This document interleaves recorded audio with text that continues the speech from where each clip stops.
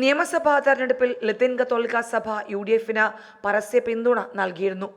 UDF വൻ ഭൂരിപക്ഷം നേടിയപ്പോൾ സമുദായത്തിൽ നിന്ന് ഒരു മന്ത്രി ഉണ്ടാകുമെന്ന പ്രതീക്ഷയുമുണ്ടായിരുന്നു. പട്ടിക തയ്യാറാക്കുന്നതിന് തൊട്ടു മുൻപ് വരെ വിൻസെന്റിന്റെ പേരും ഉയർന്നു വന്നതായി വാർത്തകളും വന്നു. എന്നാൽ കോൺഗ്രസിൽ നിന്ന് ഒരു പ്രതിനിധി പോലും പട്ടികയിൽ ഉൾപ്പെട്ടില്ല.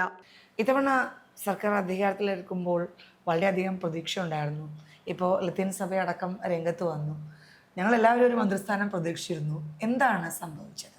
അല്ല, മന്ത്രിസ്ഥാനം പാർട്ടിയും മുന്നണിയും തീരുമാനിക്കുന്ന പല ഘടകങ്ങൾ പരിഗണിച്ചുകൊണ്ടാണ്. സ്വാഭാവികമായും ചില സന്ദർഭങ്ങളിൽ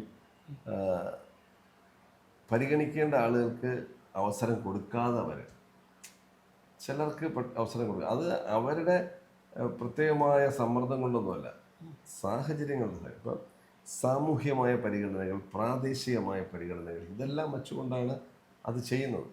അപ്പൊ അത് കാര്യമില്ല.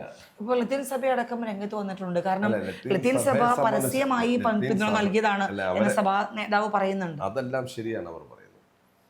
കാരണം ഈ തീരദേശത്തെ മത്സ്യത്തൊഴിലാളികൾ പ്രത്യേകിച്ച് UDFന്റെ നന്നായി വോട്ട് ചെയ്യുന്ന ആളുകളാണ്. ഏറ്റവും കൂടുതൽ ആളുകൾ UDF വോട്ട് ചെയ്യുന്നവരാണ്. അപ്പം അവരെ റെപ്രസെൻ്റ് ചെയ്യുന്ന ഒരാൾ കോൺഗ്രസിൽ നിന്നില്ല എന്നുള്ളത് അവരുടെ ഒരു ജെന്യുവിനായിട്ടുള്ള പരാതിയാണ്. പക്ഷേ കോൺഗ്രസിനെ സംബന്ധിച്ചിടത്തോളം ഒരുപാട് കാര്യങ്ങൾ പരിഗണിക്കേണ്ടി വന്നപ്പോൾ കഴിഞ്ഞില്ല. എന്നാലും ലത്തീന് മന്ത്രിസഭയിൽ ഒന്നാകെ നോക്കുമ്പോൾ റെപ്രസെൻറ്റേഷൻ ഉണ്ട്. പക്ഷെ അവർ ആഗ്രഹിക്കുന്നത് പോലെ കോൺഗ്രസിൽ നിന്ന് ഒരു റെപ്രസെൻറ്റേഷൻ കിട്ടിയിട്ടില്ല എന്നുള്ളത് ശരിയാണ്.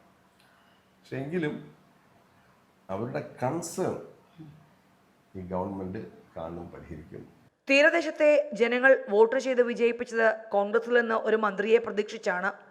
പക്ഷേ സാഹചര്യങ്ങളുടെ സമ്മർദ്ദം തനിക്ക് പ്രതികൂല ഘടകമായെന്നും വിൻസെന്റ് പറഞ്ഞു. എനിക്കതിൽ അതൃപ്തിയുണ്ട് എന്ന് ഒരു വാക്ക് കൊണ്ടോ ഒരു നോട്ടം കൊണ്ടോ എൻ്റെ ഭാഗത്തുനിന്നുണ്ടായിട്ടില്ല. ഞാൻ എല്ലാവരോടും പറയാണ്. എന്നാലും എന്നോട് ചോദിച്ചു അവസാനം മുഖത്തൊരു വിഷമം കാണുന്നുണ്ടല്ലോ എന്ന് വരെ ചോദിച്ചിട്ടുണ്ട് മാധ്യമപ്രവർത്തകർ.